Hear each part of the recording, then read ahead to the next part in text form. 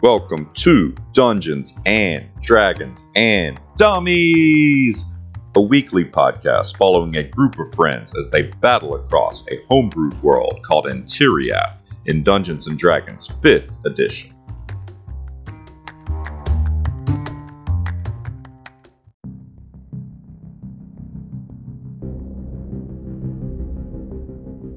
Step into the mystical world of Antiriath and follow as our party of dummies adventure across the lands. Tolly Grug, half orc, half fighter. The Mystery, played by Taylor. The Eclarian Shadow, half elf ranger from the Eclarian Mountains, played by Seth. And a Learlock Bloodhair, a Harengon cleric, played by Joey.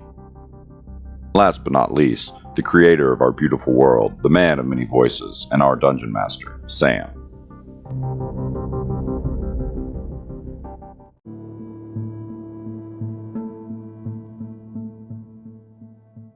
Hello everyone and welcome back to the show. Thank you so much for joining us on this awesome journey through the world of Antiriath. On this most recent arc, we have been in the Valley of Cinders. Bushi gave us an urgent mission to go up to Okrajest, which is north of Bilyatok, right on the southern edge of Maxim, because Baron Shunfire was dealing with some mutated creatures disturbing his town of Okrajest. After a few days' journey, we make it there, meet the Baron, who gives us a large bounty of 2,400 gold to go up into the Valley of Cinders and clear it of these mutated aurochs, these large thundering beasts that are causing problems in Okrajest with their mutated thundering hooves. The party makes it up into the valley after dealing with several different groups of mutated creatures and lava slimes, and meeting Jekfrey, the lizard folk shaman, and Pontor, the leader of a orc raiding party who was trapped in the valley and surrounded by lava slimes. They devise a plan to talk to the rock elementals who live on the edge of the cliffs of the valley and try and work together with them to clear the valley of these thundering aurochs to complete their mission. After some back and forth, they finally devise a plan, and they're able to use teamwork to run these aurochs out of the valley. They decide to go back into Okrajest, meet with Jekfrey, the lizard folk, who's offered to read each one of their fortunes, and then head back to the Baron to resolve their bounty. We pick up here just as the party ventures into Jekfrey's home in Okrajest.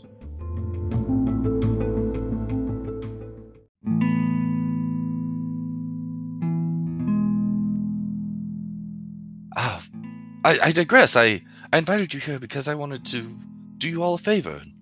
Read your palms, cast your fortune, if I may be so bold. Why do you want to do this for us? That is my trade. That is my practitioner. I am a shaman of Solstiza. She works in fortunes and, what's the word for it when you talk about prophecies? That's the word. I would obviously know that, but the DM's brain operates slowly sometimes. You'll have to forgive him. Shadow cautiously but casually takes a step to the side and said, "Feel free, gentlemen," because Shadow's thinking in his head, there is no way that he is going to risk the Archfae's wrath by any type of anything getting done to him that involves magic. I'm not interested. I'm just have my arms crossed. He looks at Learlock and says, "Please, if you will," and he takes a step back and kind of offers a hand out to you. You can see on the ground there's dust on the ground that on a big stone portion in the center, and you can see remnants of little lines on the ground. He says, I'll need to prepare the space if you don't mind.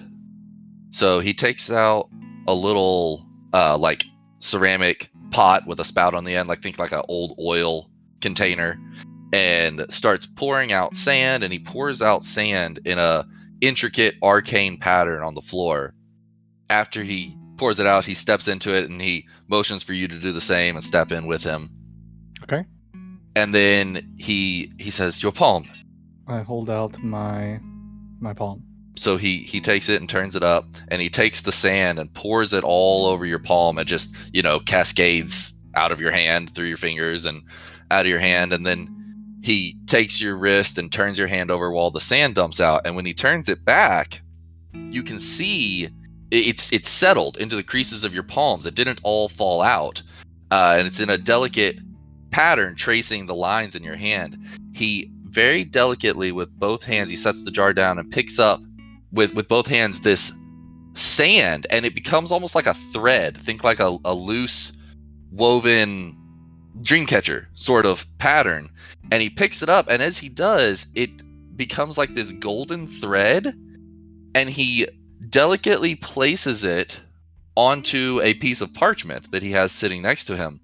And by the time he sets it onto the parchment, you see that it's changed shape a little bit, and it's a thick horizontal oval, thicker in the front and thinner towards the top, representing a halo. What she said. And he says, the mark of the divine. You are blessed at birth. He takes the sand and takes your other hand, pours sand all over it, and this time, after dumping it out, he pulls up and lays it onto the parchment. And this one looks like, like a classic cartoon water drop, like a point at the top and then a big bulge at the bottom. But as he places it onto the parchment, it's this golden thread sitting there, but then it begins to emanate a red stain into the parchment from the edges and stains red into the parchment. He furrows his brow. As he was placing it, he began to speak, saying, a single drop of dew, indicating that you are destined for something great. But then he furrows his brow when the red starts to pour out from it. He says, I don't understand. This is ominous sign, and I'm not quite sure what it means. I'm sorry. He takes and he rolls up the parchment and he puts it into a case and puts a seal on it, just like you can see it. It says eject free on it, and he hands it to you. He says, here, I'm sorry. I'm not sure what happened there, but this is yours. You may take it. Illyarlok looks a little bit visibly shaken, and he says, blessed at birth? I don't think you know what a blessing is, my friend. And he takes it and puts it in his backpack. Shadow just kind of goes, all you people are all the same. You're just going to say something random to him, and then you're not going to elaborate any. What are you so shaken up about, Jack Free? I apologize. I meant no offense.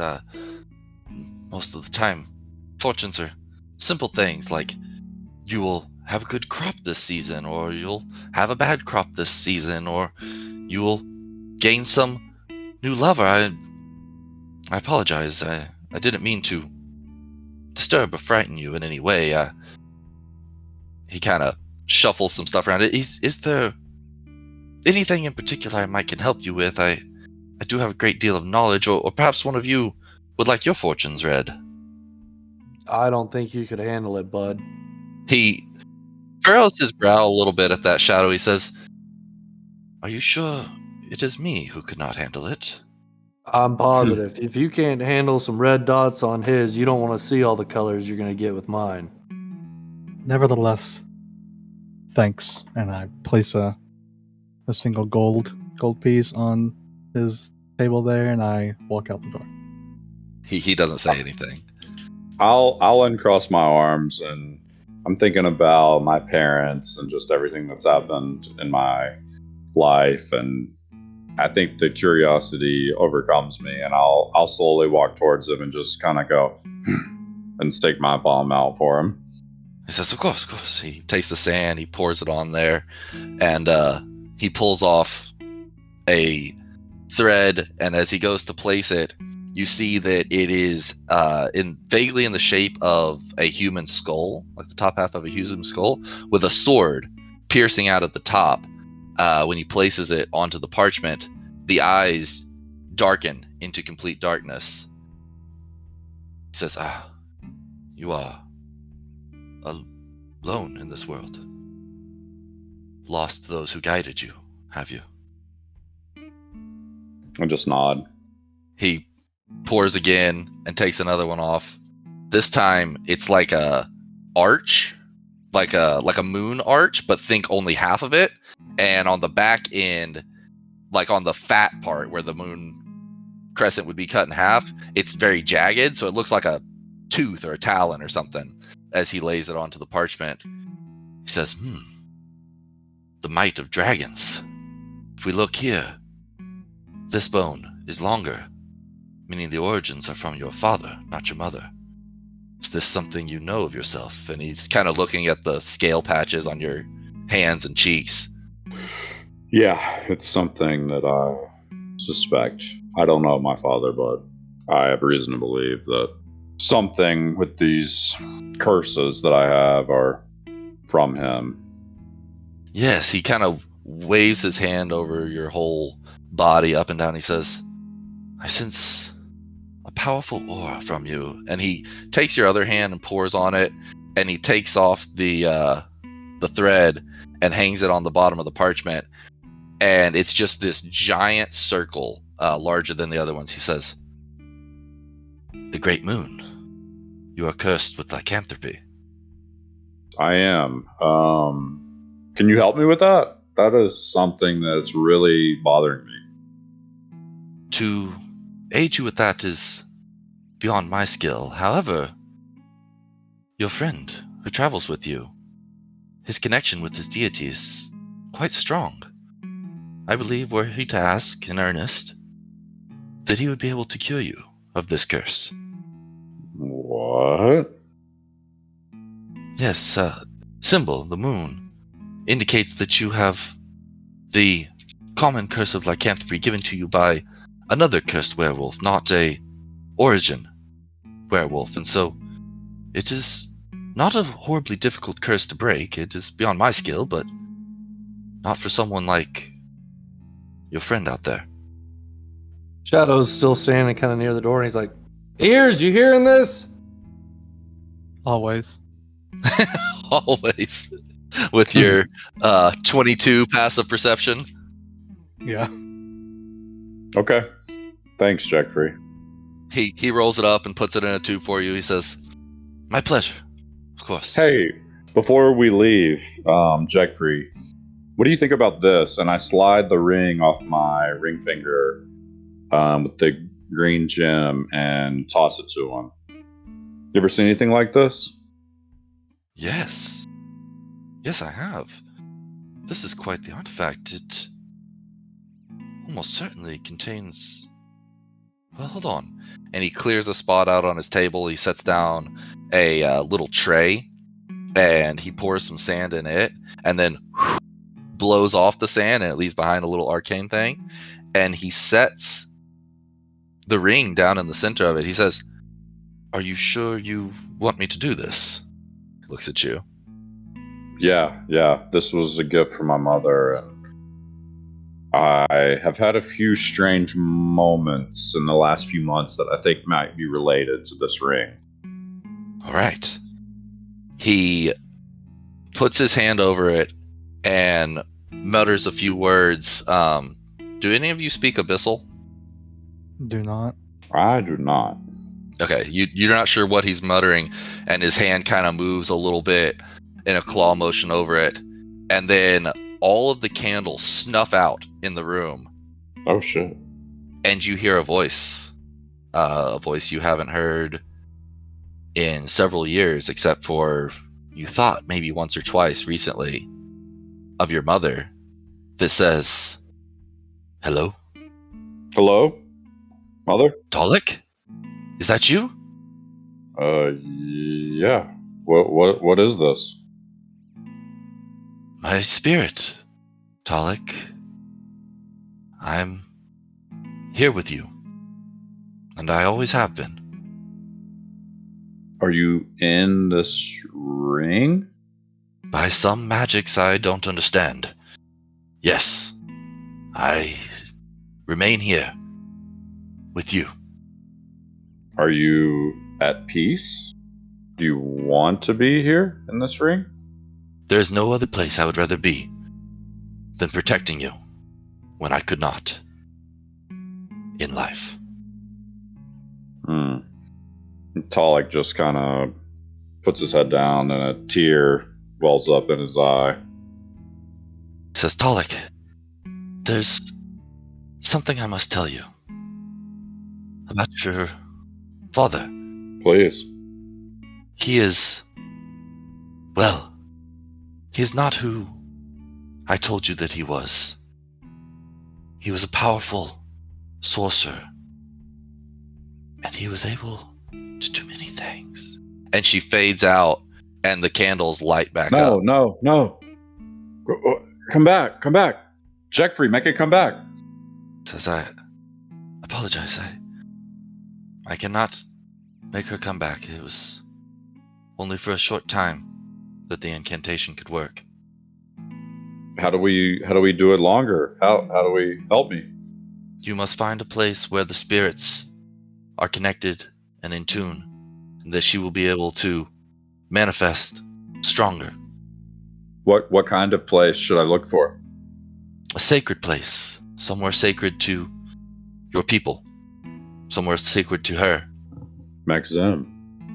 Okay, thank you. And I grab the ring really quickly and put it back on my finger and clench my fist. He just kind of nods to you. He says, I'm glad I could help. Thank you, Jackfrey. Of course. He looks over to Shadow. He says, well, would you reconsider? I promise you I'm doing you a favor, Jackfrey. I don't have a loving mother hidden in a ring. And walks out the door. He furrows his brow and just lets you go. Shadow goes outside and uses primeval awareness to look for any Fae in the region. Which, are we in the mountains right now? We're not. We're Okay. So for 1 mile, he'll sense any aberrations, celestials, dragons, elementals, Fae, fiends, or undead. You do not pick up any within a mile. So he kind of relaxes some of his tension. He thought that there would be a chance with all this stuff happening around him that some Fae could make their presence known. He doesn't know how much he's being watched right now, but he is not in the mood for that wench. Well, to the Baron? Yeah, let's get the fuck out of here. I need to clear my head. So Shadow starts moving up towards the Baron.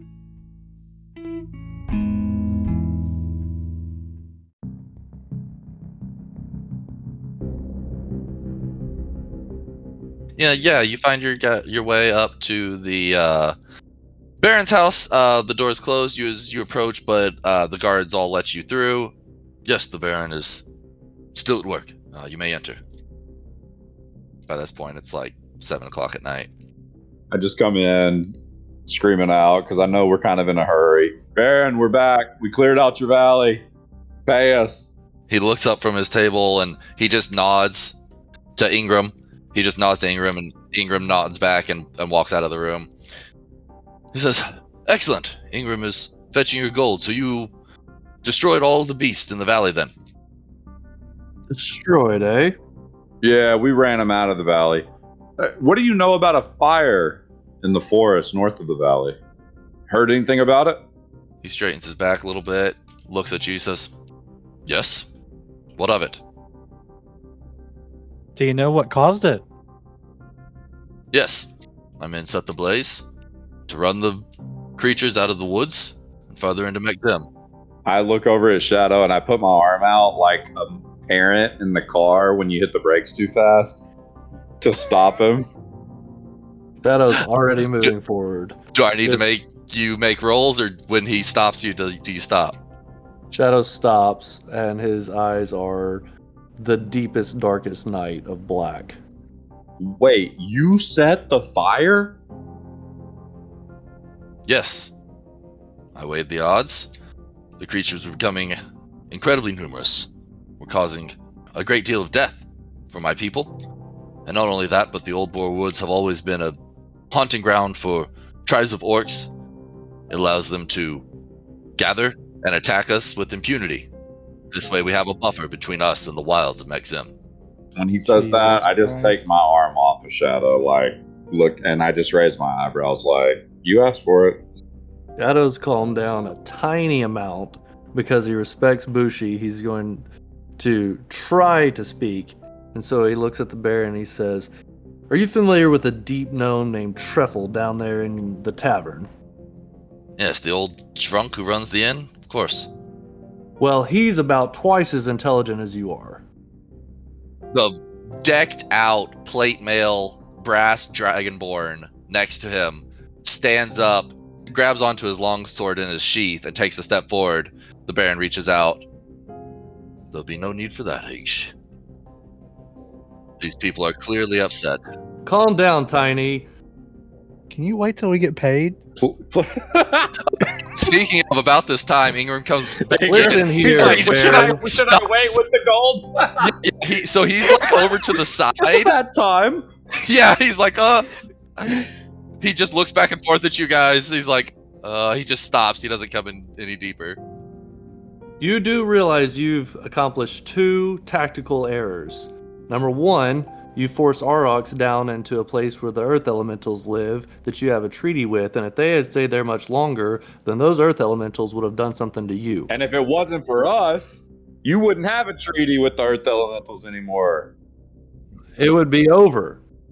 And number 2, you have now removed the only buffer you had between you and Mexim, because even if the orcs could have used the forest as a launching ground for any type of attacks, they would have to move slower. Now it is a scorched wasteland of easily passable roadways for any type of invasion force. The Dragonborn next to him is like, you can tell that he is boiling underneath, but he's perfectly still on top.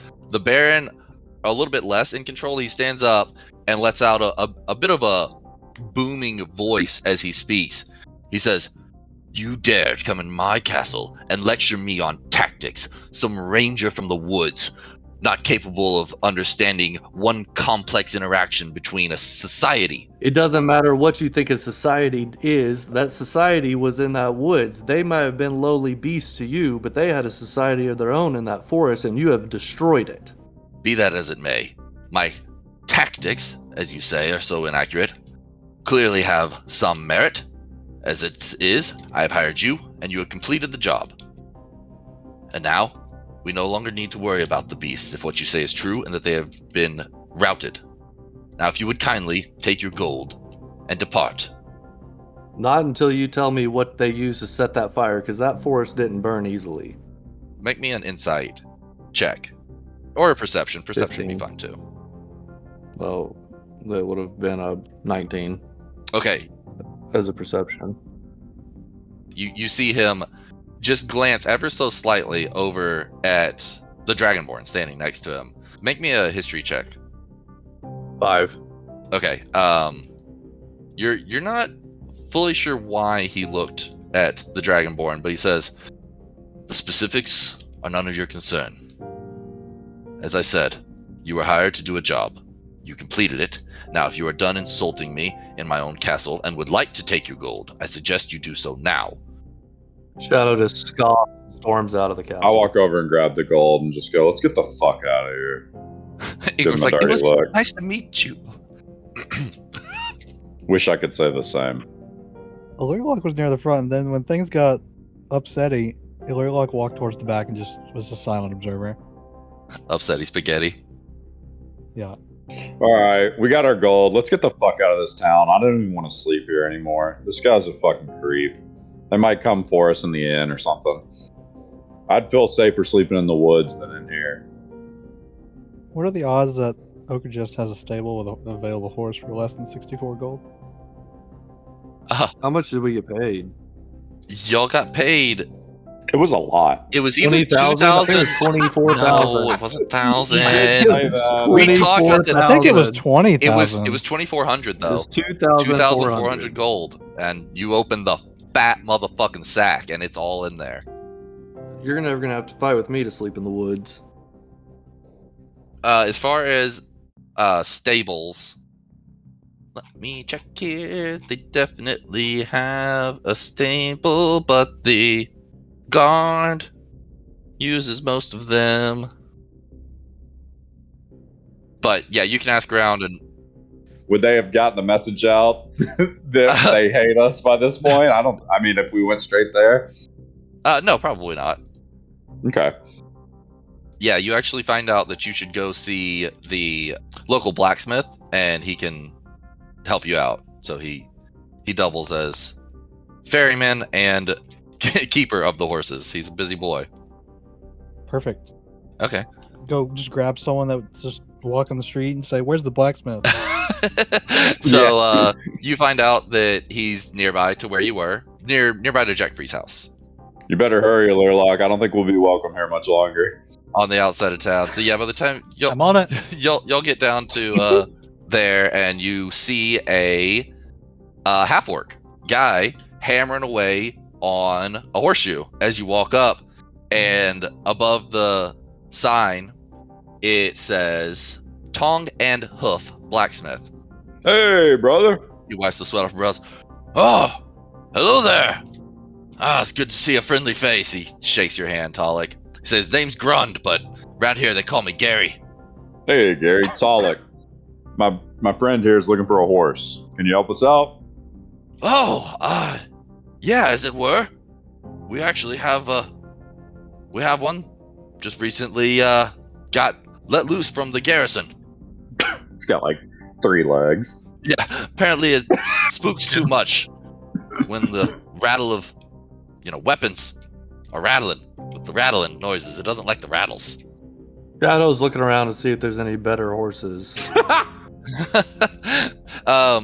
You just see one horse in the stables nearby. He looks like a decently built, I'm not gonna say pony because that'd be harsh, but he's a decently built little horse, thoroughbred. Thoroughbred pony. No, he's not a pony. He's a thoroughbred, but he's fairly small. Scrawny. He doesn't look too scrawny from a distance. You guys can go over and take a look at him. Shadow says, "What's the deal with that horse?" Oh, that's the one I'm talking about. Yeah, he's just a little bit skittish, but a good horse. All in all, he's really friendly. One of the sweetest guys you'll meet. Here, I've got a. And he reaches down into a bucket. He says, "I got a potato." Shadow starts looking around to see if there's anybody on a horse. No, there's nobody on a horse. When you guys were Shadow up, doesn't like this horse. when you guys were up by the garrison, there was another stable up there with several horses in it. Shadow walks over to this thing. It kind of gums out at you with his big gummy lips, and it's just kind of like nom, nom, nom, nom. He's got kind of a derpy face. He's a white horse with black spots all over him. Shadow kind of looks over at Learlock and looks back at this horse.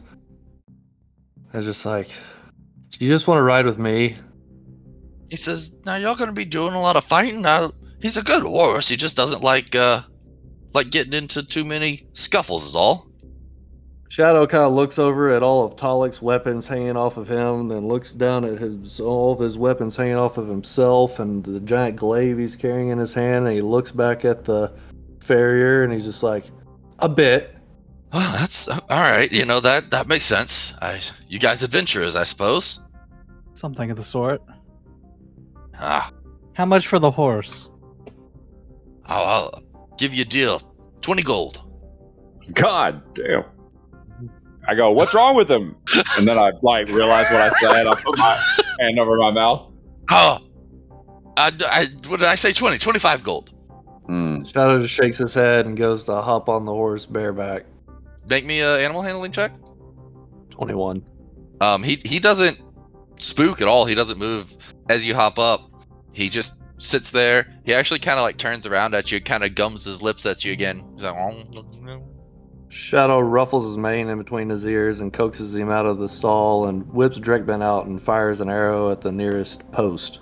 When you fire it, he kind of does a little bit of a sidestep. You actually can see he turns his head a little bit and he looks back up at you. He's fine. Y'all just don't know how to treat animals in this place, clearly. And Shadow gets off and looks at Learlock and says, "I think he'll do." All right. And I pulled out 25 gold, laid on the counter. I appreciate it. Tell you what, I'll even throw in a fresh shot for him. I'm sorry, you said a fresh what? A fresh shot. He's gonna put shoes on for you. Oh, okay. Sorry. He says, "I'll bring him It's on a over good here." question. Totally reasonable question, Joey. Don't be sorry. I thought you said shot, like S-H-O-T. No, SHOD. Obviously, everybody knows horse ferrying terms. Yeah, totally. I don't understand how come a Learlock has so few gold. Oh, it's just 64 gold. That's not nothing to sneeze at. Shadow actively avoids gold and has 545. But you also didn't fail escape with the skin of your teeth. Escape by the skin of his teeth? What do you mean? Because your previous party had a lot of near-death experiences? No, his previous party had a death experience. Oh. My previous parties have had death experiences. Oh. Yeah.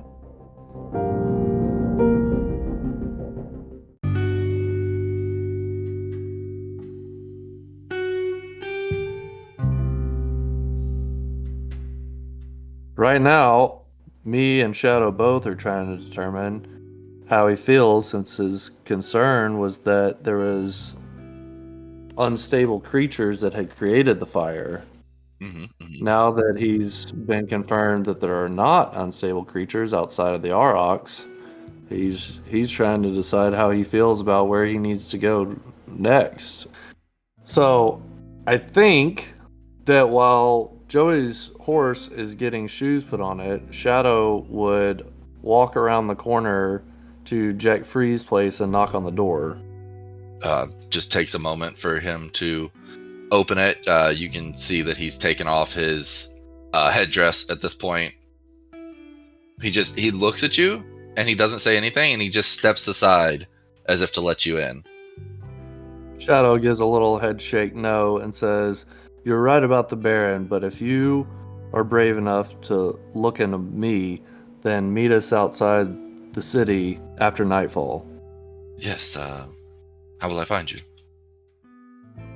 We'll have a campfire. Okay, I will do that. And then Shadow walks off and rejoins the guys at the blacksmith shop. Okay, yeah, so he gets the shotting done, and he looks to either you guys, says, "Either of y'all's horses need a fresh ferry?" Shadow just shakes his head like, what the fuck? Starlight doesn't wear shoes. No, revenge is good. I smack him and a little mud falls off his butt where I smack. He kind of looks down at both of their feet and is like, "Yeah, healthy feet. All right. Well." A little crackle of electricity goes across Starlight's tail. At that, he kind of like opens his eyes a little bit. He's like, leans in. He's like, "Hey, you better get those guys out of here. You've heard the Baron's not keen on these animals, right?" Yeah, we're leaving. All right. Don't be safe out there, all right? Thanks. We appreciate it. And I appreciate you. Okay, so the best part of the whole session, what is the horse's name? And what are its stats? Yeah, what kind of horse is it? It is a standard riding horse. Okay.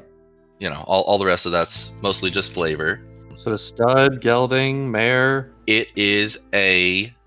You know what, Joey? Why don't you roll me a D6? Or no, a D4. Sorry, D4. Ooh. Oh boy. A filly, a mare, a stud, or a gelding. We'll do them in that order. And it can't be a colt, I guess, because it's already been rode hard and put up wet. Oh my god. What are we talking about? Horse Two? knowledge, baby. What'd you say second? 2? Yeah, Taylor sorry. said a filly, mare. A mare. Yeah. Okay, it's a mare. It's an old female, fixed female. Yeah, a fixed female. It's not. She's not too old. You checked her teeth, but yeah, she is out of her childbearing days. Jesus Christ. So what's her name, Joey? She pressuring the man. Man, I didn't. This was off the cuff. I don't have a good name. Hold on. Wait. What? Wait. Okay. Oh, All right. no. Oh. Wait. You need no, time? Hold on. Nope. He's got it. I got it. It's in there. Oh, It's in there. It's we're on the cusp. It's right there. oh. Um, It's poking its little head out. Dorian. Dorian. I love it. Okay. Hope Dorian fares better than the last horse. Yeah. So, for tonight, he doesn't have any. He doesn't have any boon, but after you spend the evening with him and everything, when y'all wake up tomorrow, he'll be upped by our communion rules. For the purposes of adding it in my extras page, what type of horse is that? It's a riding horse. Ah, there it is. Thanks. So you guys go out and make a camp in the woods? Yep. There's not much woods north of town. It's a bit of a plain that turns into the Valley of Cinders. So did y'all want to go back south of town, or what were you thinking? Yeah, south a little bit. Okay. Yeah, it's pretty wooded on the south side. You can go just shortly out of town. No issues.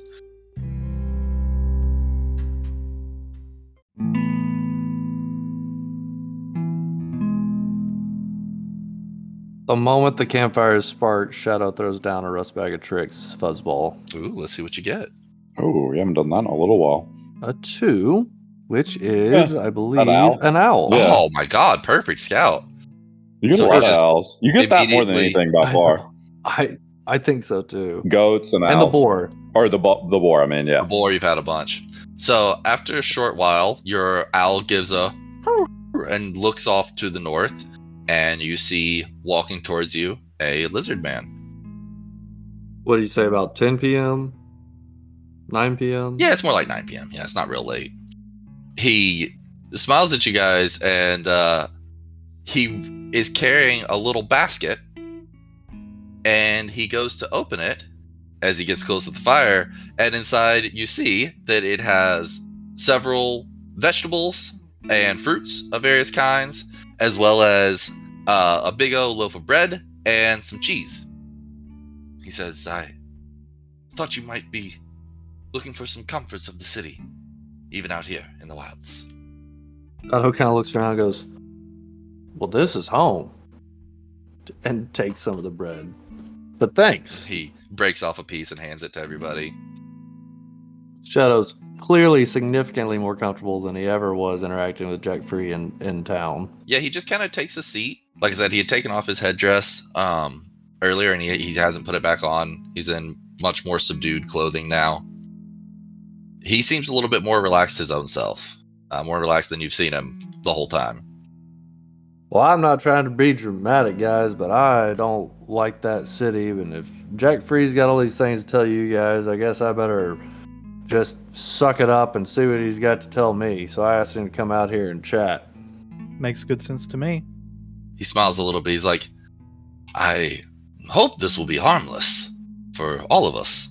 He pulls out his sand and a little scroll case with a piece of parchment that he takes out and lays down. And he steps over into a clear area, kind of dusts it, and pours out all of his sand. And then he, motions for you to step up to him. Shadow complies. He pours the sand into your hand and goes to tilt it over. And when he tilts it back, there's no threads left in your hand. All of the sand dumps out. And he traces your hand and says, you have an empty family line. You know not who you are. Well, somebody knows. He takes your other hand, he pours sand in it, and pours it out and tilts it back. And this time there is some left in your lines. He makes a little sigh of relief, you can see, and he takes it and picks it up, places it onto the parchment. As he does so, you can tell it's a simple crown made out of the golden thread that he sets upon it. And he turns back to you. He says, yes, perhaps someone does. This is a clear sign of royal blood. Not all curses manifest on our physical bodies. To have royal blood brings much danger and much responsibility. Yes. I know this, but what about the wench? He says, let me take one more. He pours sand into your hand and takes it out. It forms into your hand. This time when he picks it up, it's pretty formless as he holds it, and he places it onto the parchment, and it actually just continues to move around on the parchment, never really forming a full shape. It'll go into like a bit of a circle, and then it'll be like a swirl. And he says, the ever-changing nature of the Feywild. You are touched then. Yeah, the wench. Touched. I hate that word, touched. Where is she? What is she doing to me? I'm not sure. Have you met her then? Oh, we've met. He lets out just like the tiniest of smile. He says, I'm guessing y'all aren't on good terms. She tries to kill me every time she talks to me. I could see how that would be difficult. Yeah, that's a word. I'm sorry. I cannot help you with what you should do with the Fae other than exercise extreme caution in any interactions. I'm guessing you already knew that, though. I did know that. I'm mostly just glad that I'm still sitting here around this fire with you guys, because anytime anything gets too close to me as far as all And this... as you're talking, the owl just flaps his wings really loud and lets out a and then he kind of goes quiet and everything gets still for a moment. Shadow's just like, what the fuck? And he spins his ring and asks the owl what just happened. Bad winds. Something moves on the air. Something unnatural. What direction? From the north. Learlock, do you hear anything? Do I hear anything? Make me a active perception check. Can I cast guidance on myself for that? Sure. Just kind of grab the coin there and utter a few words under my breath. Mutter a tiny prayer. It's great. 17 plus, you said perception, which is 7, so 24? Plus guidance. 26. Okay, so you hear ever so faintly on the wind, almost like it's traveling along the wind, a song cascading down. It's like, have you ever seen the fog roll off of like a big mountain? That's what it sounds like coming into your ears. Something's coming. But it's very light and faint and far, far off. Something strange and mysterious. Something's coming. Something's coming. Oh Well, my. I don't know what's coming. but I hate that name. Jeffrey takes your scroll and rolls it up and puts it in the tube and hands it to you. And as soon as he hands it to you, you hear and feel the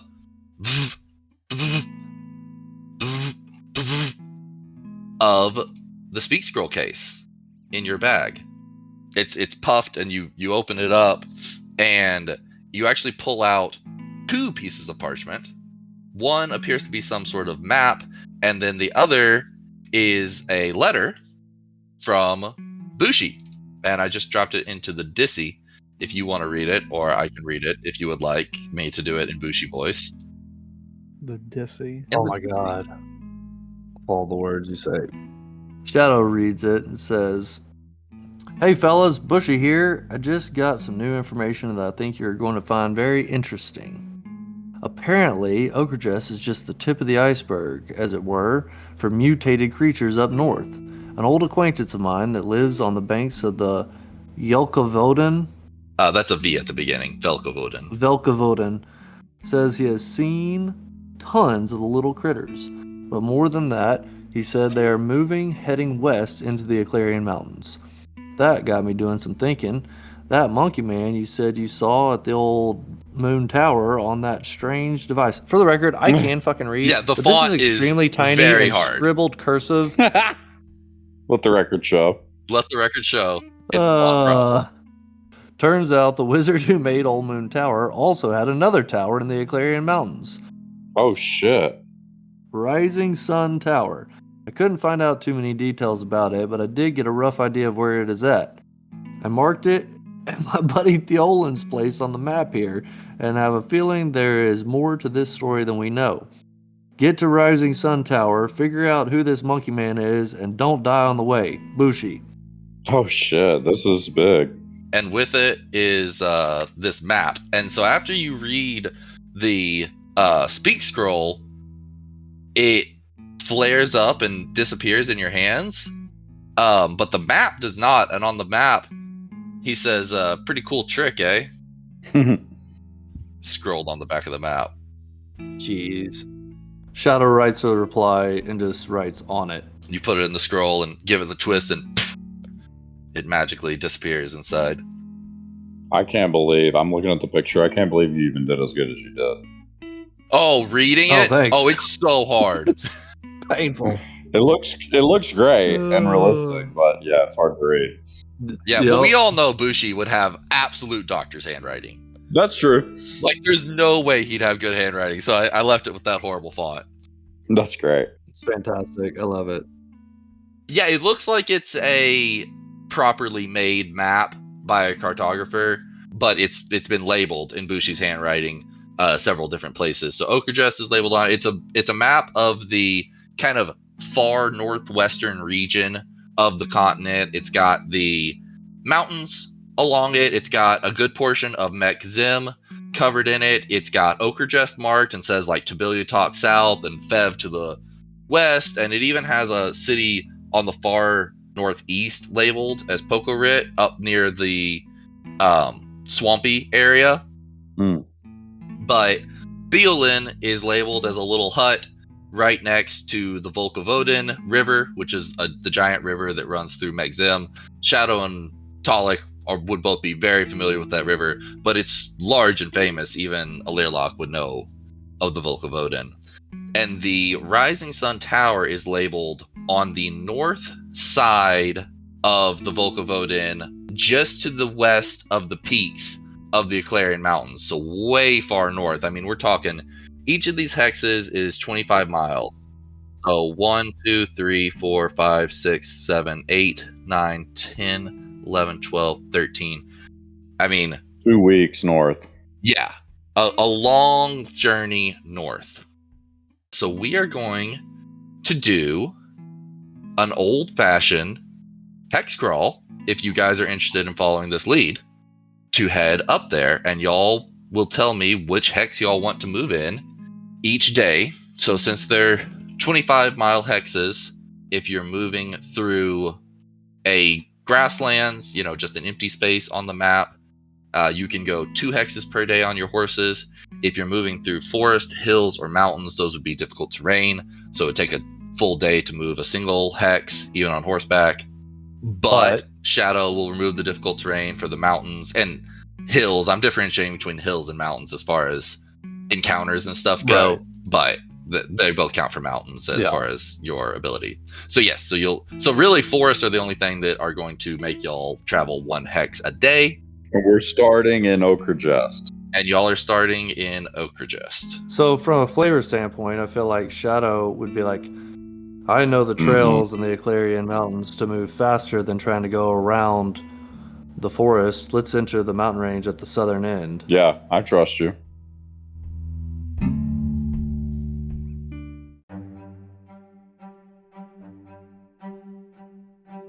Let's talk through how we're going to do this.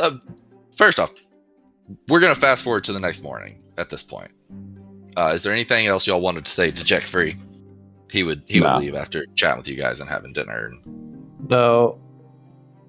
So basically, you see this whole deciduous forest section, all the hexes right north of Okerjest for 75 miles to the north and 50 miles wide. Yeah. I mean, y'all could see very far from where you were. All of that is what used to be the Old Boar Forest and is now ashes. 75 miles of forest burned in cinders. Shadow wouldn't even want to continue even partially north. He would immediately want to go immediately west into the mountains. Yeah, I'm good with that. Okay, so let's cover how this is going to work, because it's gamified a little bit, all right? The time spent will be based on what you're traveling into, right? We'll just assume that you're traveling through forest that whole day as you move into a hex. Okay.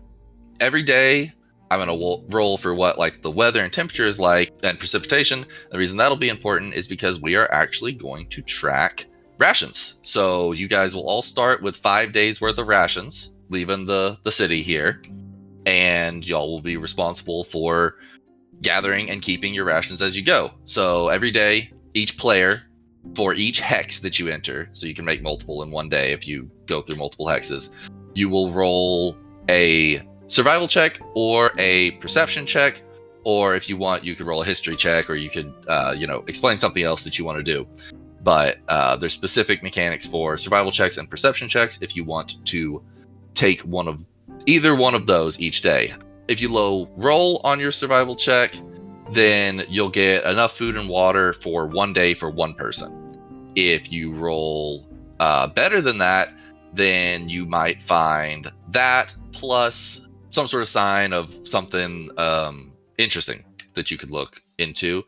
If you roll really well, then you can find enough food and water for 1 day for 3 persons. So one person could feed everyone and water everyone each day. We're going to track water and food separate. So you each start with 5 days worth of each.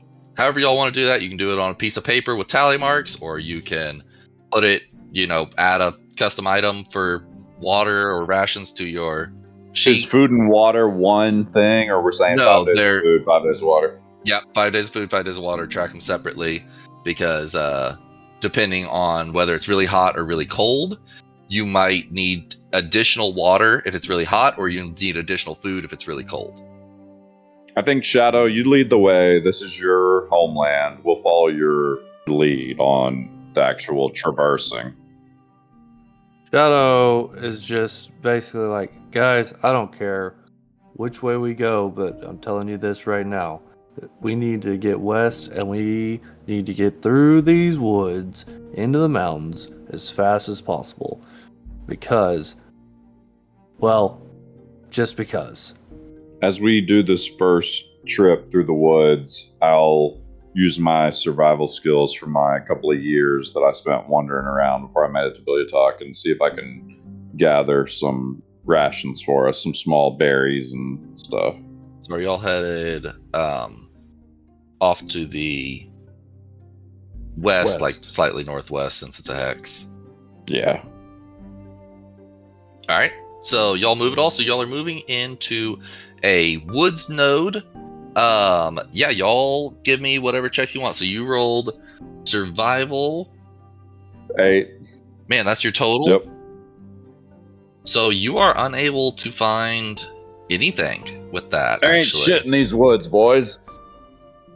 So I'm going to also roll survival for food. 16 plus 7, 23. 23? Yeah. That was survival? I have a plus 7 to survival. You find a huge batch of berries and are able to pick like an entire basket of berries. It's enough food for all 3 of you for a full day. Hell yeah. So you can all add Perfect. 1. Or Joey can add 3 if he wants to be stingy. No, I'm going to share each a ration for each person. I love blackberries. They're really good, yeah. Nothing like eating a ton of blackberries all day. Really good, yeah. Mm-hmm. Yeah. Mm-hmm. Yeah, good. Oh man. What was Shadow rolling? Survival. All right. 11. 11. You find a small batch of mushrooms. It's enough for one person for the day, and you also find enough water for one person for the day, so you can increase your total by 1.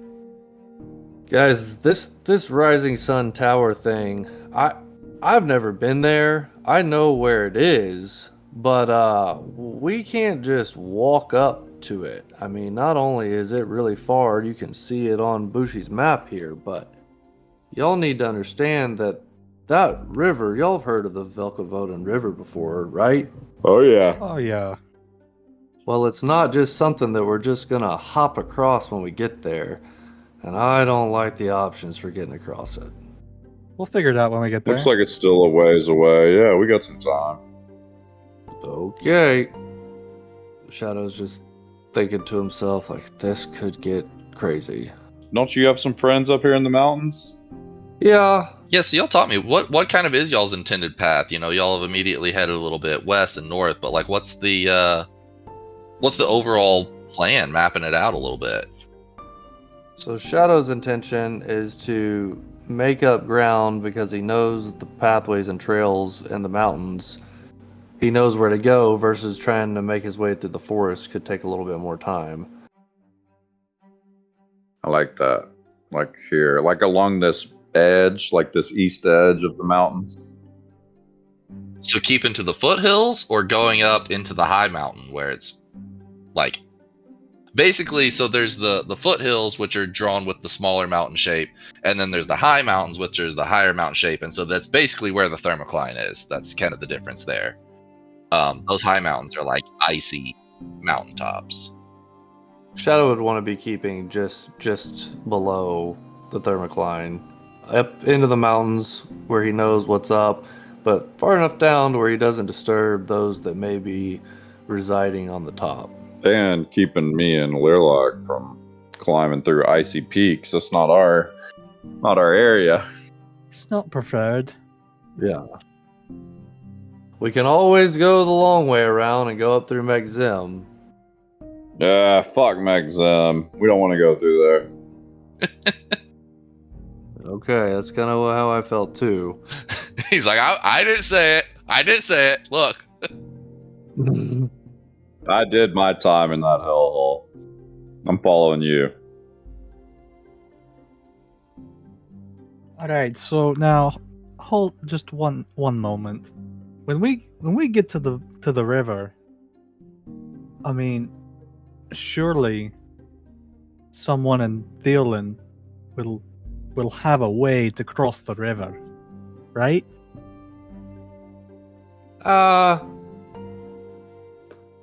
I guess I better tell you now. We might have to get a little, what's the word? Ballsy. Alright. Just gonna go back to my berries now. Not gonna worry about that for now. Yeah, that's a long time. You're for right. me. Let's just survive the this forest. Okay. Nothing Or we else stop of note it. happens today on the 35th. And so y'all start the next morning on the 36th. You know, you make your way through the woods a little bit slower, but y'all manage to find a bit of a path. What rolls are you going to make before y'all roll them? Who's rolling survival? Who's rolling perception? I'm survival. I'm gonna roll perception. Okay. We're still in the forest. Oh man, this one's kind of halfy. I'm going to call this one you're moving into the foothills, which means y'all will be able to move 2 spaces today. Oh, baby, 21 on my survival check. I must have ventured over here as a kid from Megzim. A 24 in perception. A 24. It's a very warm day in the foothills. It is actually not very windy. It's 90 degrees, which is uncharacteristically warm for the season. And there's a light haze in the air. It's just holding in all of the heat. 21 on the Survival. So on the survival, you only find enough food and water for 1 for the day, but you also find some strange pockmarks in the ground. Okay. They appear to be some sort of pattern. Shadow, you actually hear a sound coming from off where the tracks appear to lead. With that perception check, Joey, you find a small bird's nest, and in the bird's nest is some eggs that are worth 1 food. So even though you did perception, you get that. But there's also a scroll that the bird has woven into the nest, and it appears to be a magic scroll. Oh, that's interesting. And I'll pluck that from the nest along with the 1 day's ration of eggs, and we'll store those away. It is a scroll of silence. Oh. You're going up into the mountains, and Talik finds some what appear to be tracks, but they're just like point holes in the dirt around this kind of rock outcropping. As you're looking around and paying attention, Shadow, you actually hear the clicking sound of some nasty jointed creature, for lack of a better word. And it alerts you to the giant spiders that come crawling over a nearby rock. And so they are not going to have surprise on you guys, but we're going to need to roll initiative.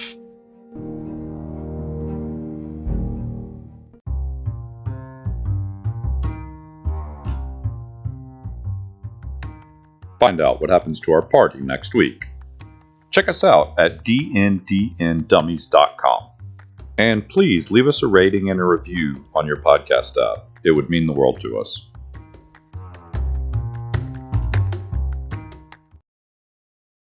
That was wild. This was an experience. I was sad. Almost touched my cold black heart. Taylor's cold black heart. No, that's impossible. My. Oh my! That's true. Hey. I said almost. Almost.